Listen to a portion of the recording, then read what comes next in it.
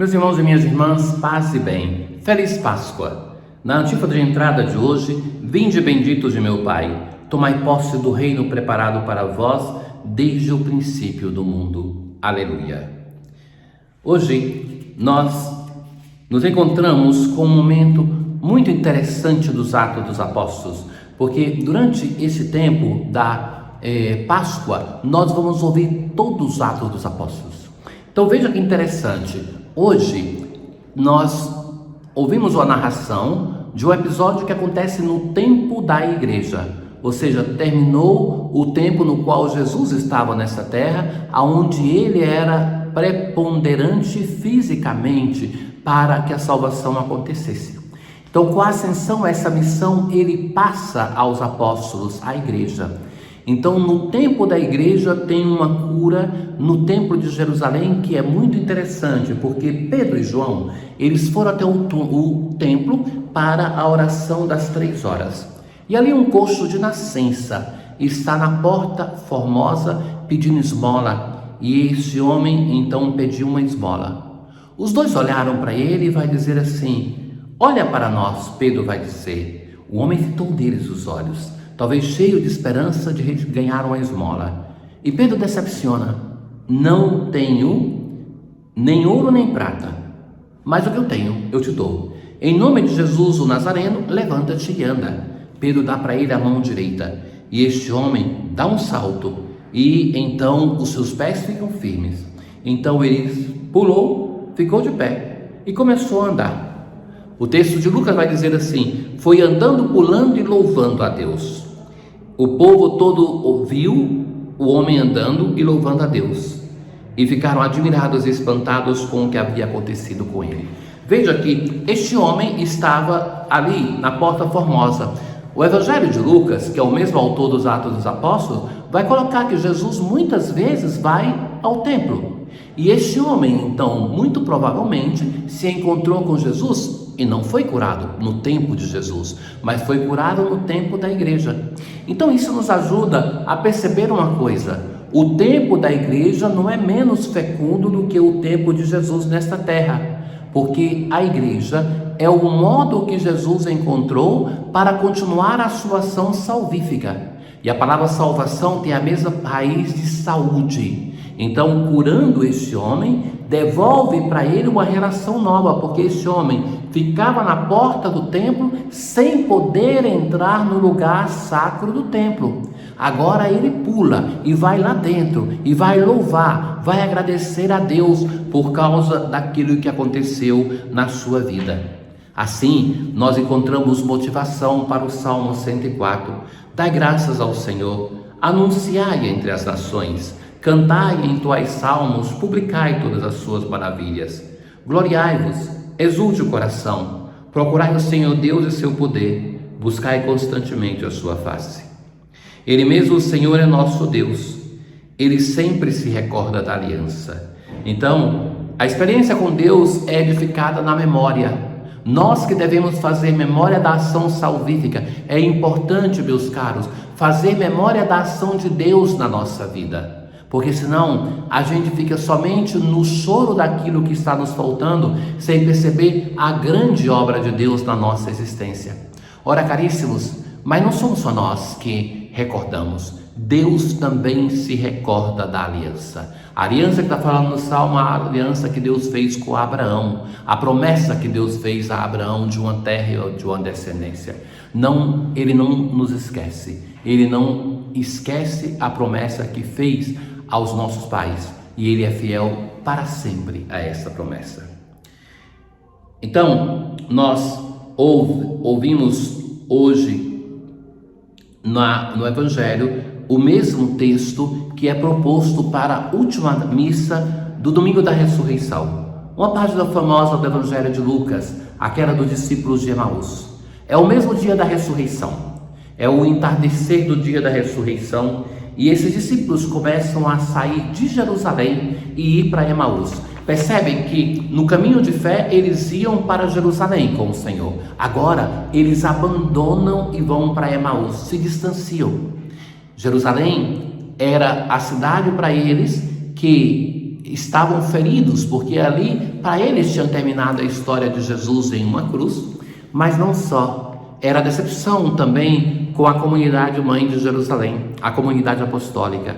Eles estão feridos, começam a se distanciar. E vejam que a cada vez que alguém chega no túmulo é mandado de voltar para a comunidade. E esses agora se distanciam e no distanciar-se não são capazes nem de reconhecer Jesus. Esse estranho para eles se aproxima, é o próprio Jesus.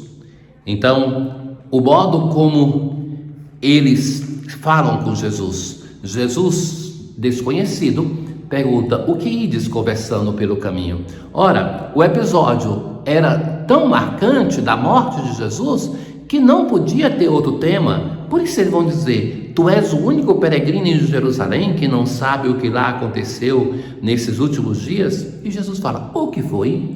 E é muito interessante esse texto, porque é o texto de uma decepção tão grande que eles manifestam. O que aconteceu com Jesus, o Nazareno, que foi um profeta poderoso em obras e palavras. Então foi, não é mais, está morto para eles. E não mais, não o Senhor, não o Messias, um profeta. Diante de Deus e diante de todo o povo. Nossos sumos sacerdotes, nossos chefes o entregaram para ser condenado à morte e o crucificaram.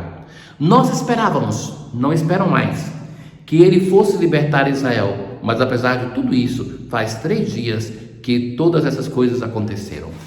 Faz 3 dias. A palavra de Deus vai dizer que depois do 3º dia não se pode fazer mais nada. Lembram quando Jesus chega na casa de Lázaro? Lázaro estava morto e a irmã vai dizer: Senhor, não abra o túmulo, já fazem 4 dias.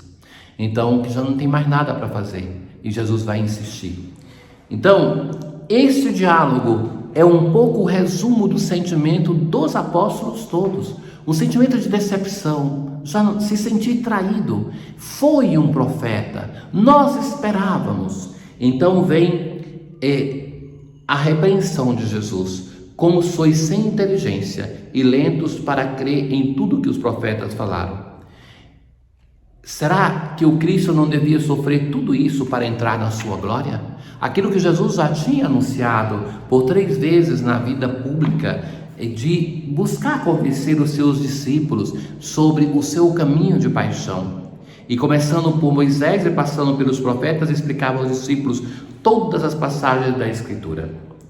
Quando chegaram no povoado Emaús, Jesus finge que vai adiante e eles vão dizer: fica conosco, pois já é tarde e a noite vem chegando. Já é tarde, a noite, a escuridão, a ausência de fé. Encontrar alguém que aquecia o coração, não eram capazes muito bem de verbalizar isso, não eram capazes de reconhecer o Mestre, que falou nesse momento para eles por tanto tempo, por 11 quilômetros. Mas quantas vezes Jesus já tinha falado antes? Não era possível. Tiveram uma aparição, uma peregrinação, tiveram uma longa homilia, uma explicação. Pense como deveria ser belo escutar Jesus, e nada disso surtiu efeito. Então Jesus entrou, quando se sentou à mesa com eles, tomou o pão, abençoou-os, partiu e lhe distribuía. São essas as palavras da instituição da Eucaristia, meus caros, os verbos da instituição. Nisso os olhos deles se abriram, na hora que Jesus celebrava a Eucaristia. Aqui se trata de uma celebração da Eucaristia. Lucas chama a esse sacramento de fração do pão. Então eles reconheceram, e quando reconhecem, Jesus desapareceu. Então eles vão dizer: não estava ardendo o nosso coração quando ele nos falava pelo caminho e nos explicava as Escrituras? Então, sem fé, eles se distanciam de Jerusalém. Agora que creem, não precisam mais da presença de Jesus, ele desaparece. Eles têm a palavra, a Eucaristia, e vão voltar para encontrar a terceira coisa que está faltando, que é a comunidade de Jerusalém. Então, quando eles chegam ali, eles vão ouvir: realmente o Senhor ressuscitou e apareceu a Simão, e agora eles vão compartilhar o que experimentaram em Emaús. Irmãos caríssimos, esse texto é o mais completo sobre as dimensões para crer no ressuscitado. Aqui aparece a escuta da palavra, a necessidade da comunidade, se volta para a comunidade de Jerusalém, e a dimensão da celebração eucarística. Essas três coisas nos permitem abrir os olhos para crer no ressuscitado. A oração de hoje: ó Deus, que nos alegrais todos os anos com a solenidade da ressurreição do Senhor, concedei-nos pelas festas que celebramos nesta vida chegar às eternas alegrias. O Senhor esteja convosco, Ele está no meio de nós. Abençoe-vos o Deus Todo-Poderoso, o Pai, o Filho e o Espírito Santo. Paz.